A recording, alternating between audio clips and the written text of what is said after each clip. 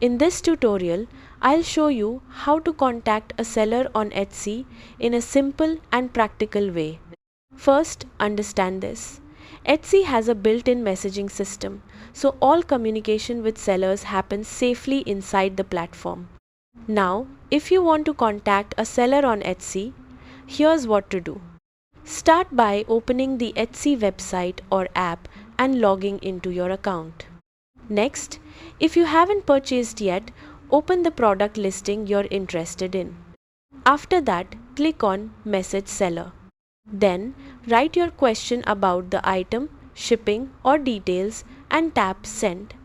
Now, if you've already placed an order, go to your profile and open Purchases and Reviews. After that, select your order and tap Message Seller. Then, type your message and send it. This will be linked directly to your order for easier communication. If you checked out as a guest, open your order confirmation email and click View your order. From there, select Contact Seller to start the conversation.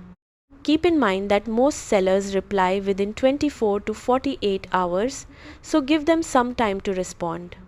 Also, you can find all replies in your messages section inside Etsy.